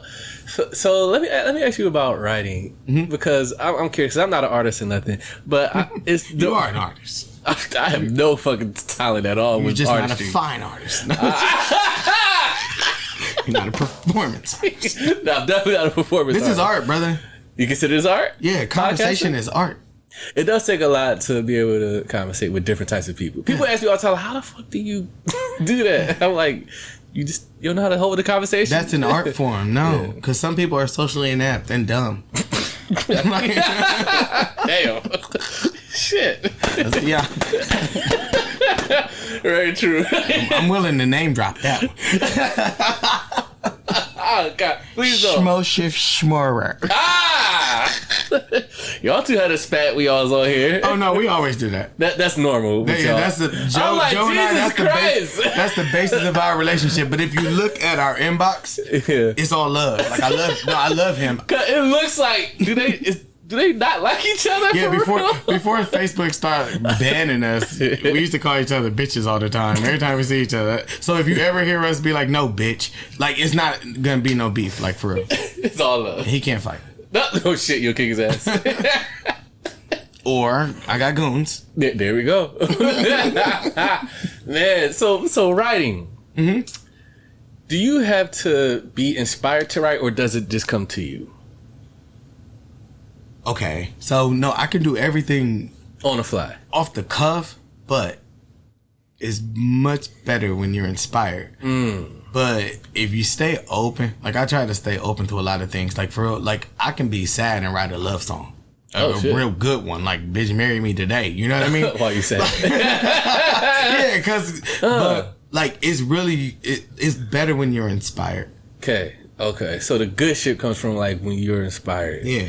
When you're angry or like when you and you don't even have to be writing angry. It's that fuel, it's the emotion, it's the adrenaline that pushes your pen where you just want to say your shit. Like no matter what it is, you just want to say your shit. If you want to drink liquor all night, you're gonna talk about that's gonna be the best liquor you ever had because you was pissed off or something. You know what I mean? Like I try to put myself in people's perspective, like people's spaces. I never like I can write my life, but shit, who wants to hear that over and over again? I'm a people watcher. Yeah, I mean, people want to hear what you gotta say. Well, I like looking at other people because most of the things that I write come from looking at other people. You know what I'm saying? Come from experience. I'm very empathetic when it comes to those things. I have a gift. Like I have a gift. Like, and I know everybody wants to be an empath, but like I have a gift and I get paid for it. You know what I mean? Like to really just I feel what other people feel, but I see the problem and I can point out the solution. You know what I mean? Like, and so. That it drives my writing. Everything I do is spirit led. If it ain't no spirit in it, I'm not coming. How did you become so in tune like that? Like, cause that's fascinating to me to be that connected to. When you stop lashing out from your crazy, you understand that it's magic. Do you believe everyone can have the ability to get there? To be Not that everybody, connected? you know, God don't do this twice. So you're a special anomaly with that. Not everyone can get there. Everybody can achieve a certain level of peace and thing, but some people like it's like because what you have is unique. It is, but it ain't. It's recognized. Bullshit. And I just work at it. We do not meet a Myko Glaze every day. There's not a bunch of fucking Myko Glaze. Yeah, like somebody let my mom hear this shit. She thinks I'm the Grinch who stole everything. No, I'm being sincere and real. Like, thank you. We don't come across people like you every day. There's not a lot of people like yourself that are out in the world every day. You gotta push yourself past your limits, man. Like you gotta be intentional with the shit that you do. You're a special man, yo. Thank you, I really appreciate that. Like I didn't know I needed to hear that today. He said what he said. I got no problem keeping it real with people. Yeah, but that's some special shit, man. Some people, everybody can get to peace. Yeah. Peace is free. The problem is people are afraid of freedom. Like we were talking about, you know, when you get too free, you know what I'm saying, mother, you know, you start realizing like, damn, I'm living too, you know, and then you draw yourself back in. Yeah. Some people just are tightly wound that way. I learned to just, man, this lady told me one time, freedom is the ability to walk away from something knowing exactly what you're losing and being okay with it. You know, and so I make sure that if I'm walking away and I'm walking into something, what I'm walking into has to be more valuable. You know what I mean? It has to be more like, so when it comes to like my spiritual gifts that I have and I operate in, like it's because I learned how to open myself up, and some of that shit for real is ancestral. You know what I'm saying? Everybody don't get, you know, my grandma had gifts. You know what I'm saying? Folks have gifts. So some of it, but that shit was driving me crazy when I was younger. But I had to learn how to get a hold of it. You know, I have an aunt and an uncle that are schizophrenic. Because they didn't realize at certain points like that that's magic. That's not crazy. Yeah. You gotta learn how to use it. You gotta learn how to use it for you. You gotta redirect that shit. But it all starts with freedom, and it starts with peace. If you don't have peace, you're not being still. Yeah. You know, everybody be like, I was meditating and talking to God. No, you wasn't talking to God while you was meditating. Prayer is talking to God. Meditation is sitting still, being quiet long enough to listen, to hear back. Jeez. Woo. That's a gem right there. Wow. You just gotta know how to be still. But then some people are so tightly wound that when they realize that you on the edge and you gotta jump because you're trying to fly, you trying to levitate. You know what I'm saying? Like, but some people get scared and run back, so they never know if they can. That's why I say not everybody, because some people don't want to go beyond. They don't want to push that. Yeah, because you're right. When you feel yourself getting there, it's uncomfortable. You're like, let me go back to my comfort zone. That was, I never felt that before. I want to go back in hiding. And then sometimes your level of peace and forward, like I know I could probably get on people's nerves, like, because I don't like. I'm not gonna sit and wallow. You know, with you, I always say something positive. Like, I don't care if your baby mom just took the last $36 out of your bank account. Big dog, like, let me tell you something. She took that $36, but now you only owe her $74 more. You know, your kid can't say you didn't pay nothing. You know what I mean? Like, there's always a bright side, and I know it's obnoxious, but I'm like this at 7 o'clock in the morning. Jesus. The first thing I say when I open my eyes every day is thank you. Thank you. Because some of the shit that I've been through, I am happy to be here. I'm about to say, you got a lot to be thankful for, man, because just hearing your story and the shit, like, you done endured and went through. Gee, Myko, man. But we're looking at a miracle. for today, though, I was supposed to, you know what I'm saying? Like, this is supposed to happen. You know what I mean? Like things are done by design. You know, this was supposed to happen, and I'm supposed to be here. And I be wanting, my main focus, for real, believe it or not, is black men. Black men. I love healthy black men in a healthy way. You know what I'm saying? Like I try because you got a lot of spaces where women can turn to for yoni steams and meditations and things like that.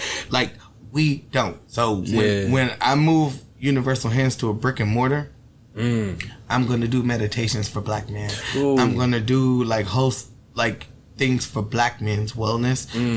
My book.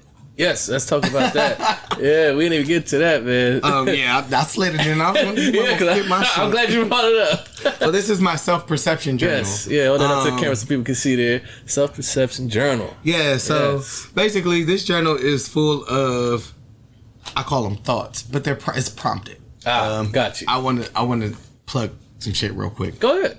This journal, I made it, all the content, but it was put together and orchestrated and assembled by Tiffany Marie. Okay. Shout out XO Collective. Yeah. Because she got me right. You know what I'm saying? Like, nice. I didn't want, because everything about my business is handmade.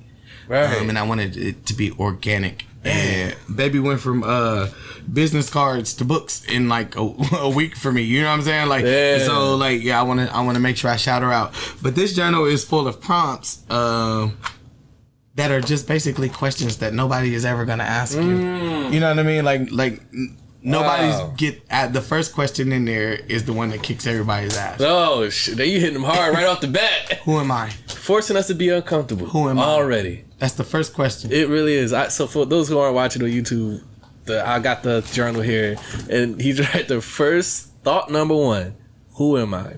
This that question, fucks people up, bro. That be kicking y'all out. That's the first one, though. Like, goddamn.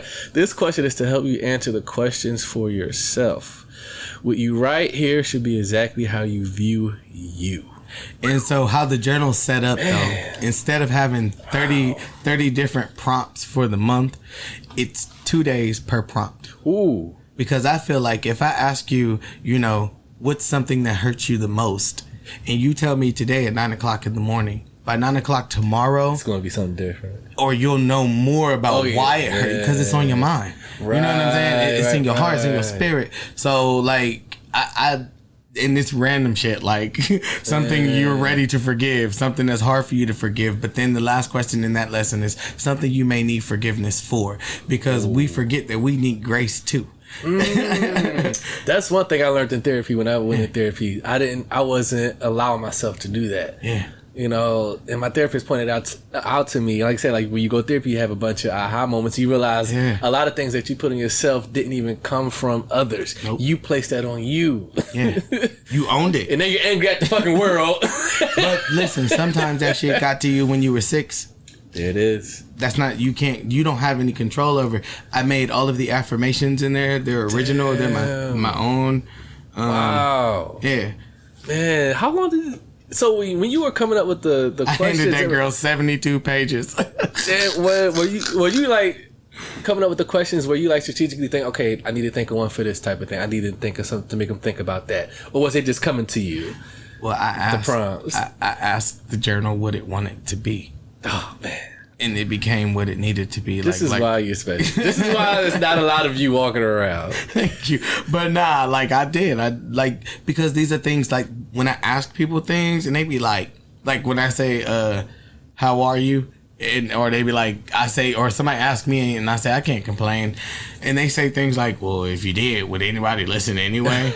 I listen. You know what I mean? Like yes, literally, I actually would. I listen. Like, I do tarot and you know, Reiki and things like that for people. So I try to really, like, I listen. I mean it from the bottom of my heart. You know what I mean? If I'm having a bad day, I won't do it for you. But, you know, like, you know, you got to care. Somebody needs to care. Very true. We've been in a world where people didn't give a shit about us the whole time we've been alive. Man. You know what I mean? Like, the day you met me, you met somebody that actually gives a shit. Yes, that, man. Look at one of these quotes by you. The reason why we think highly of ourselves should be just as important as the changes we think should be made within. Never take anything away without compliment of what already exists. Because the questions preceding that are like, you know, 5 things you want to change about yourself or what makes you great. Things that the best question in that section is, what do you think the world deserves to know about you? Because there are things that you want the world to know, like I'm a singer, I'm a songwriter, I'm a writer. Yeah. But what do they deserve to know? You know what I mean? Like I can cook my ass off for real. You know what I mean? Like, right. I think, you know, it's funny because like we do get caught up of letting things or other people define us. Mm-hmm. Oh, because I can get up here and say, oh, Myko Glaze, he's a singer. All those things will be true. Yeah. But okay, let him tell it. Because what I may say about him is he might not even list none of those things. So, well, actually, did you know I do this? Or I'm like, oh shit, I'll talk about how great of a fucking performance artist you are, but damn, I ain't even know. I'm all over the place, man. You are. Like, you are. I don't limit myself. What's your favorite part about being a performance artist? A performance artist? Yeah. Oh, before we go there, where is this available now for people? That will be available next week on the website. Yes. OneUniversalHands.com. Yep. Self-Perception Journal. It'll probably be on the front page and not have a designated section or in the bundles, on the bundles and specialty items page. Nice. Would you recommend people just get the package deal? Get a whole... Instead of buying one item per thing, like just get the whole package thing? Nah, do what your heart feel. You know what I'm saying? Like, but I feel like because with everything, like you won't get the full experience. It's okay. You'll come back. I'm the plug.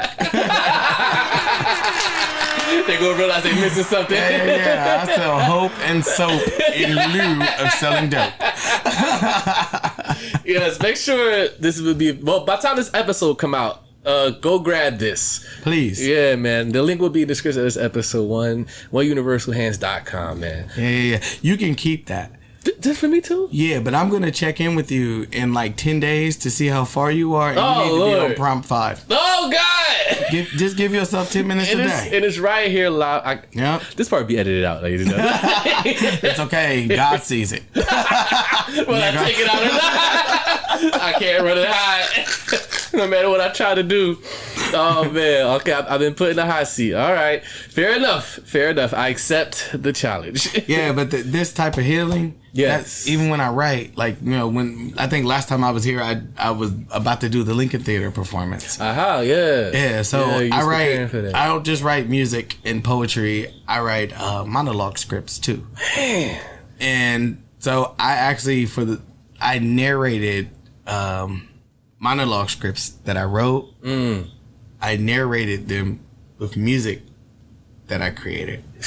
And that was like the first time that's happened on that series at the Lincoln Theater, the backstage series. Oh wow! And I had a lot of fun. Like it was fun, which y'all don't know. Yeah. Share with us. Now we've arrived at that time. I'm about to check you. But around that time though, like that was like a couple days before I came here to do the podcast with the guys. Yeah. My other roommate, who was my best friend from the first roommate, he died. And I was sitting in this room, like everything was okay. Damn. Yeah. So I would never had guessed. Yeah. You seem perfectly present and fine. That's why I said when you was like, who gonna lead the group? When I said, damn, this is triggering. Oh, that makes sense now. I was like, yo, I just lost my bro. When I say my best friend, I mean like we've been friends since we was 19, and I'm 40 now. You know what I'm saying? Like I was like, damn. So I was looking at your ass like, this shit divisive. Right. You were like, what are you trying to do, sir? I don't think this shit funny. Yeah. You was like, I don't find this because everybody's laughing and joking, haha, and you were like, this ain't funny, guys. I'm sitting over here elbowing Joe like, you're like, shut up. This ain't funny. Little bitch. And Dante proceeds to raise his hand like, I'm gonna say it now. I'm gonna be first. And the irony, the mutiny, that's my fucking cousin. What the fuck, man? He gotta raise his hand. Oh my god, man. Okay. Jesus. But nah, that was the same like the week of the show. Like all of that happened like kind of simultaneously. Yeah. So when I say and I still got on stage and I still poured my heart out for the people, and it felt good. By the end of it, that's my favorite part of being a performance artist. To get to your question, I can leave everything on the stage. Like it's like you can feel the lights just taking away, you know, so you can put out, like, you know what I mean? Like, it's an exchange between me and the audience or me and the stage. Like, it's the ground I walk on, you know what I mean? Like, that shit just feels good, and it makes me feel so accomplished, and like, it's the good anxiety. You know, we deal with so much anxiety throughout the day, you know, and in our lives, we don't realize that good anxiety, that adrenaline that goes when you're about to perform, you get on stage, you know what I'm saying? You just leave everything where it's at. Leave it all there. Yeah. And that's what I do. I just make sure, you know, I have this ritual where I make myself have to pee. Before performing? Yeah. So when I run off stage, when I'm done, I get 2 minutes to myself. Okay. Before I got to go back and deal with like, hey, you did a great job and shit like that. I've been doing this a long time. Very seasoned. Wow, man. Your story is amazing, man. Thank you. You are... And I'm okay. I just want to be clear. I know I fucked up your little audience. No, but I'm okay. They're probably listening like, oh my God, the poor guy. Yeah, but nah, it's not poor man. It's not poor me. Everything that has happened to me happened for y'all. You know what I'm saying? Like, so that I can present this way. Yeah. And I can have these things to say. And again, I told you before, I'm very proud of you, man. Like, thank you, man. Because this is great. Like, this is something that is happening. It's consistent. You know? I try. We're fucking up groups. It's a sabotage. It's okay. We got... Now that you give me that behind the scenes story, I had no idea that all that was going on. Because, you know what my whole perspective with asking that is like, because I was telling y'all, like, I done seen it happen. So, because I've been podcasting for years, and I done seen it happen, and I'm like making light of it, making joke like, okay, who's out of the four, who's gonna be the first one to everybody knows it's Dante, because Dante, let me tell you something. Because one person always leaves. Dante's, I don't think. Well, he's marginally more famous than us. Like, it's not a lot, but it's like, okay. Yeah, if you were to, yeah. Well, it's because of what he does. Yeah, he's more, yeah. Yeah, but then I'm going to tell you something. Those guys, we're going back in the studio. Yeah. Don't worry. We getting our podcast. Which I'm glad. Y'all said they're going to sweep every category. We are, because I started a series. I don't know if you listened, but the inserts for Who the Hell Are You? Coming for Cloth Talk. Shit. Goddamn, gunning for me. But nah, we going back. Nice. The thing is, everybody in the podcast group, the podcast everyone asked for is the name of it. Yes. Go look it up. Yes. Make sure you check it out. We're all doing things. You know what I'm saying? Y'all like, all got your own. Hakeem is lit. That man's He on out there killing fire it. right now. Like, I see he posted a picture with celebrities and everything. Man. He meeting people. He traveling. He ain't Japan shit. and China. I know he gave one of my necklaces to George Clinton's daughter when he was in Japan. Wow. Shout out to my boy, yo. Wow. But all y'all killing it though. thank you. Y'all But all- I'm proud of those dudes. Like, Yeah. I love those dudes. Like, you know, Joe is the leader of every fucking thing. Yeah. So I'm taking over the podcast. He's I'm just joking. Nah, he you know, and I just actually did a affirmative distraction show last week. How'd that go? That was to great. me, I'm gonna say because I've been to their shows. That shit looks terrifying to be like in it. Like I'm like, I don't see how these motherfuckers. I'll be like, I'm getting typecasted because I'm goofy as fuck anyway. Was you nervous for that? Well, you probably not because you're performing. Like, you no, but performed it's for fun years. because it's improv. It's all That's off what I'm the saying. cuff. The improv of it. I'm like, But you get the right combination of people on stage. You know what I'm saying? And it's seamless. It's effortless. You know, it's all about irony. You know, like that's what improv is all about: irony and your ability to keep up and talk loud enough. You know what I mean? Like, talk loud enough. But you get people Gotta like project. like Emmy Award winning Just Burrs. You know what I'm saying? Like, he's funny as shit. Like, have you ever met that dude? No. Oh, you need him on your show. Get him on here? Yeah. Okay. Yeah. I'm He's reach dope. out. That's the nigga news. But nah, like their group has people who are quick. You know what I mean? Yeah. Like, I grew up and I found my tribe. Like for real, I found like-minded people. Like, when I met Jay Esquire, I was like, well, goddamn, Jesus, this is me. You know what I mean? Like, Shout out to Jay so Esquire. you know, you don't feel alone. You know what I mean? Like, so even with doing improv, like, it's quick. Yeah. You know, it's like talking shit. Yeah. With people that know how to talk shit. You know what I mean? Like, and nobody can be weak. Nobody can stumble and fumble. You know what I mean? Like, Man, oh man. yeah, that shit was fun though. Yeah. Yeah. I have been booked everywhere. Wow, yeah, you've been on did- a run this year, man. Did the You've been- history connection for God damn. Juneteenth. Storybook Village. I done did shit for kids this year. It's like you have it like right now, like you have a lot of fun, man. I am. It seems like you're in a space where you just enjoying everything that comes along. I am, because there's gonna come a day when no one gives a shit. And so I gotta ride this motherfucking wave while it's happening. I'm living my best life, and I never thought I would use that on air anywhere. But this is, I'm happy to be here, man. I love it. Now go back to the podcast thing. Did the gentleman receive their t-shirts? No, after the stunt they pulled that day, and listen, I held on to those shirts for a long time, and then I started wearing them, and I wore one in Joe's face, like, boy, fuck you. Shit! You wore one in front Yeah, of him. I wore the gray one and the white Damn, one. oh my god! Damn, disrespectful motherfucker. No. God damn. Nope. Shit. You don't give two fucks. You don't feel bad a little bit? Nope. Dante didn't feel bad quitting the group for 3 months. 4 months. So as far as you're concerned, he don't deserve a shirt. He didn't. Now listen, I would have given Hakeem a shirt because Hakeem's actually non-problematic. Yeah. You know? Yeah, he doesn't, you know. Not problematic. Nah, he's an asshole. Oh shit. No, he's a great guy, but like, he's one of those people that, like, you can sit next to him in church if you want to. You know what I mean? Okay. He knows how to talk out the side of his mouth.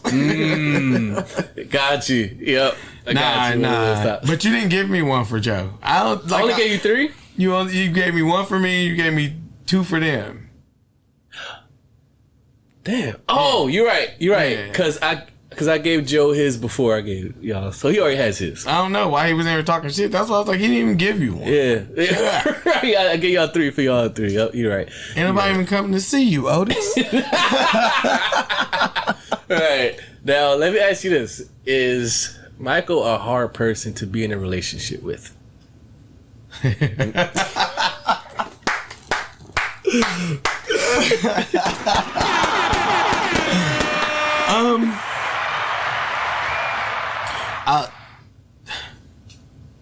I think this version of me probably would be. Break it down for us. I've been single for like 6 years.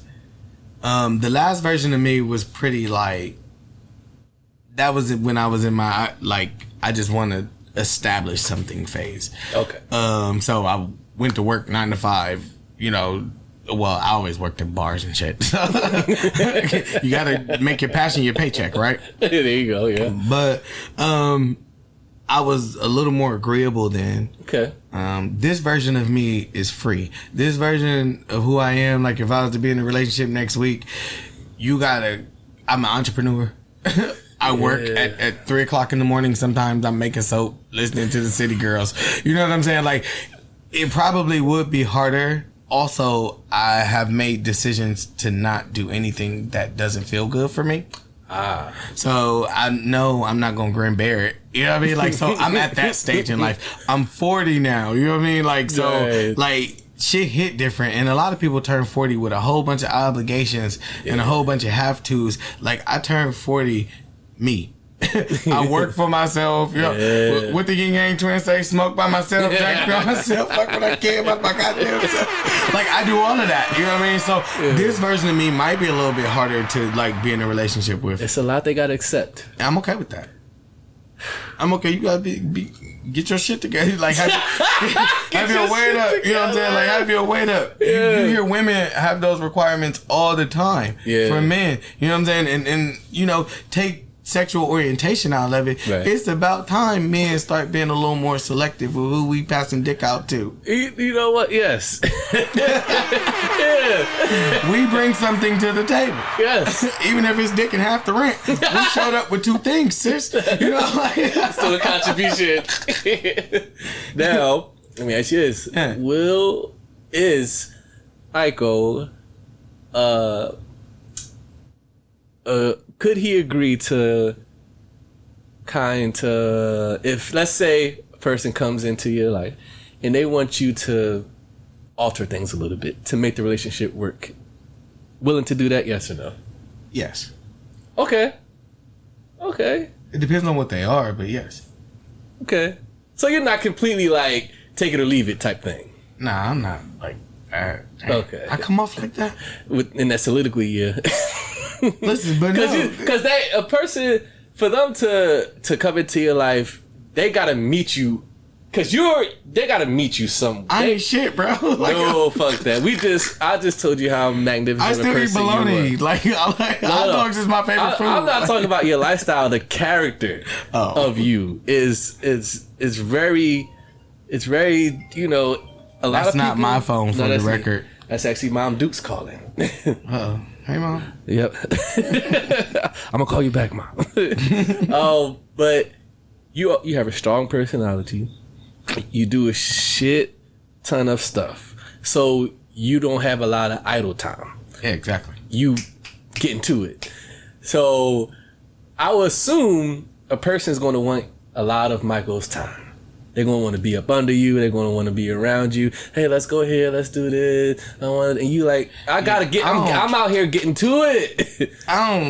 Would you slow down to make a relationship work? Like, would you custom? All right, you know what? I cannot do that. I would be willing. Because anybody that can get me to that space is actually worth it. You know what I mean? Like, okay, so they got to be worth it. Fair exchange is no robbery. You know? But anybody who was meeting me now, anybody who would meet me now would meet me and see what I have going on. It's gonna scare them out. They're like, oh, no. It's too much, man. Or you're just not gonna shoot your shot. You know, you sit your ass over there. They're gonna be intimidated. There's no need to be intimidated. I ain't shit. I keep saying that. Like, nah. Stop saying that, man. No, I'm real down. Look at all this. To me, this is work. I clock out. I know how to clock out. Like in that, You can turn it off and on. I talk to all my entrepreneur friends about that. You need to learn when to clock out. You done did 12, 20 shows this year. And I've been like, I've been to funerals this year. I go to all my baby's birthdays, my nieces and nephews. Yes. I make time. Like, You can make time. I'm very intentional. Like, Okay. Yeah. All right. But I don't like That's when fair. people That's tell fair. me, like, you got time. Well, wait a minute. Because I don't. That's where you draw the line. Like, don't call me in the morning. I got to masturbate and pray before I talk to anybody. You know what I'm saying? Like, I have my things. Like, so. Yes. So we'll make it work. you'll make it work. I can make it work. Okay. I like it. That's fair enough. So with that said, are the DMs open for people to come slide in? Are my DMs open? I just was cussing Facebook out about my DMs the other day. My DMs are open, but don't send me nudes. Here we go. No nudes. Don't send me nudes. That's ridiculous. And if you do, take your pictures from a different direction. Are my DMs open? There you go. I don't check my Instagram DMs, so like, the love of my life is sitting right there on Probably Instagram. don't even know it. Oh God. So go to Facebook. I got business suite, so maybe I will see it if you. Eventually, if you check it. You gotta check it first. I'm a grandpa, so Right. call me. Right. So y'all just go ahead and proceed with caution with the team. Know what you get yourself into. If you listen through this so far in its entirety and you still say, I still want to slide in DMs. Go If you ahead. get in my DMs, respect the fact that I do not answer the question, "What are you doing?" That makes me feel like you're the police, or you trying to send somebody to rob me, and you trying to see where I'm at. No WIDs. No. I don't answer it. I be like, I don't answer that. You don't answer those? When my mom be like, "What you doing?" I don't answer. Not even your mom. No. I told you my mom a hood rat. She the first. That motherfucker used to set people up. Damn. Oh man. All right. Wind it down here, Myko. If you remember this game, Yeah. go ahead and grab that Red Bull. This bowl is ratchet, yo. Yes. That's how you got a question that you was like, I don't want to answer I was this. like, am I blushing? I think I'm blushing. Yeah, you definitely turned different colors. wait. Put it back. Grab the bowl I back. gotta put it back. I got set it up for the people so they know what's going on. People who aren't listening. A question fell out of there. Don't worry about it. You see it? Yes. Yeah. All right. So I'll explain for the people who aren't watching on YouTube, those who are listening. So right now, towards the end of the podcast, last segment we have, shout out to FDZ Graffiti, who helped me title the segment of the show when she was on here. So what this is called is Guest to Guest Quest Bowl. So right now, Myko has a red bowl in his hand that is filled with random questions from past guests that sat on that very couch he's sitting on or the couch across from us. And also, listeners, you can also submit questions for our guests who come on the show. That is at calltalk5@gmail.com. Hey. So Michael's going to give those a good shuffle. He's going to shuffle those around. You can do as many as you want. You can do 1, 2, 3, 4, 5, whatever. I'll do 2. You want to do 2? Okay, so he's going to go for 2. So guest to guest Quest Bowl with Myko Glaze, everybody. Okay, he got 1 drawn so far. 2. All right. He's putting the bowl back. All right, read out loud and answer honestly. What would be the odds that I got my last question? That would be fucking hilarious. All right, got the first one. Okay, so This is a good one. this is the one that I wrote. It says, "Are you prepared for Jehovah's return?" Oh my God. No, I'm not. You're not prepared for That's Jehovah's return. Fucking hilarious. I'm on record. This is the first time that has ever happened that a guest got their own question. God knew you was gonna be on some bullshit.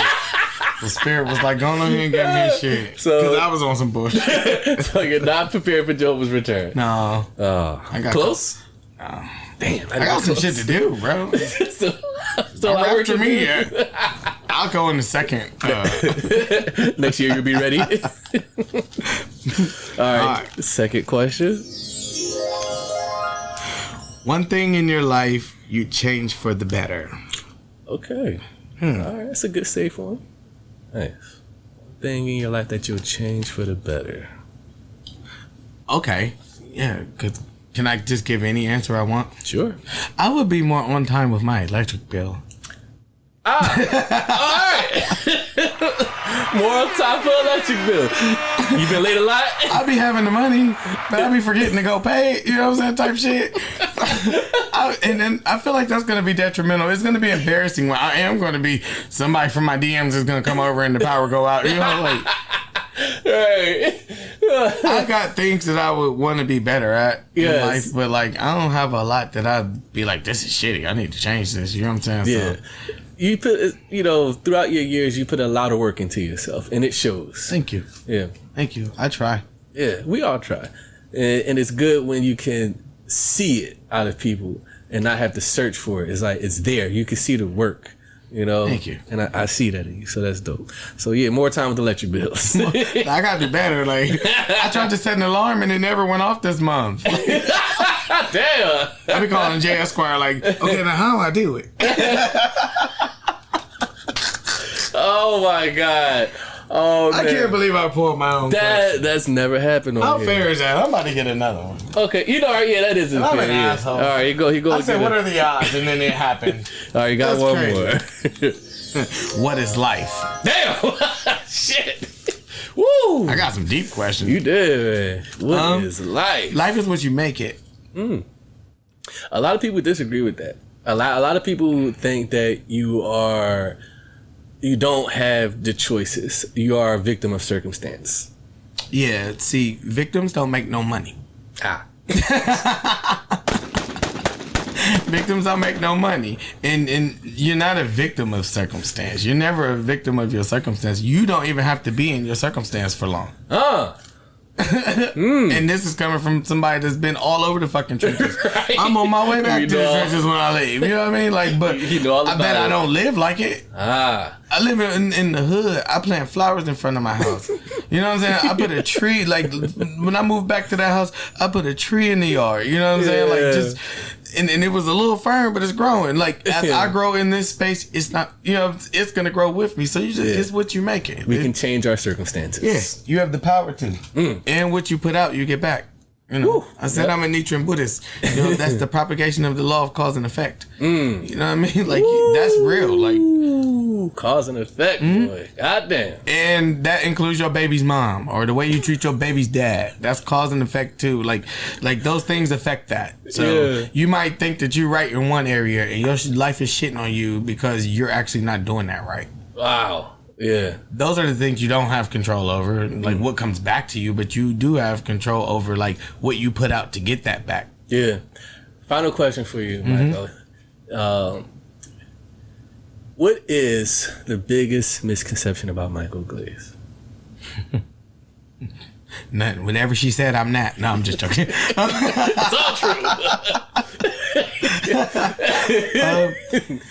So What is the biggest misconception the about biggest misconception about me that I've heard is that I'm intimidating to people. I can see why. I'm can nice see as it. fuck, bro. Yeah.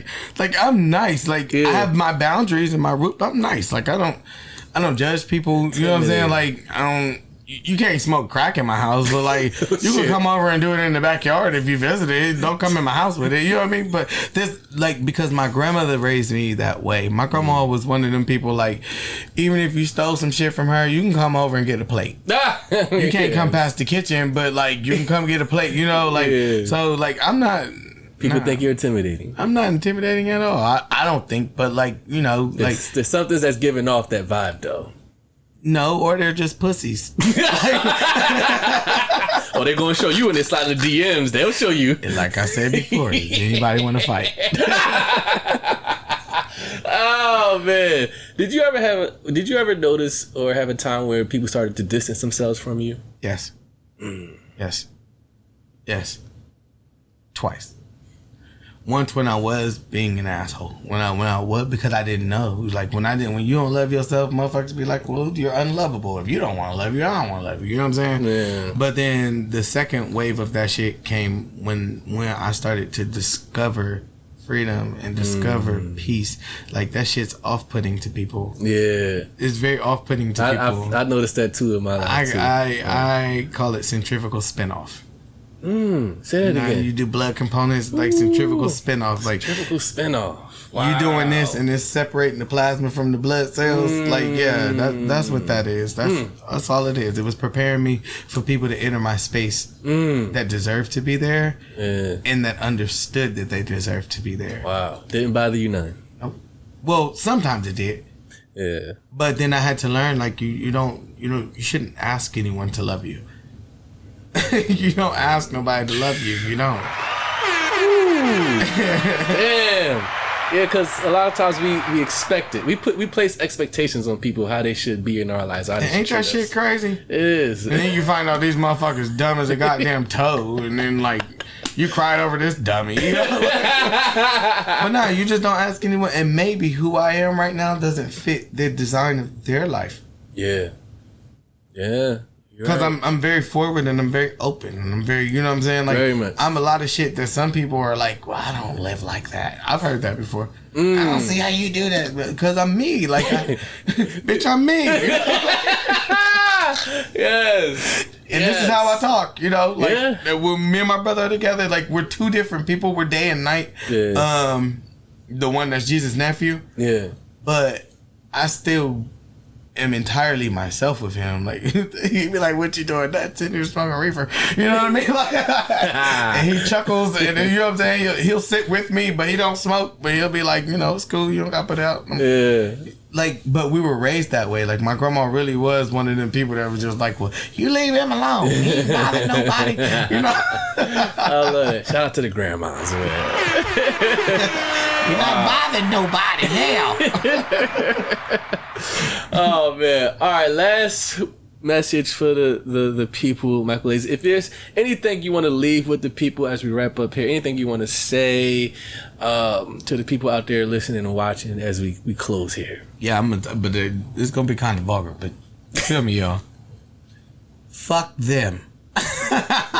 He's looking right into the camera, too. Anybody that's mad at you for who you are, anybody that don't want to support you, anybody that don't show up for you the way you need them to, fuck them.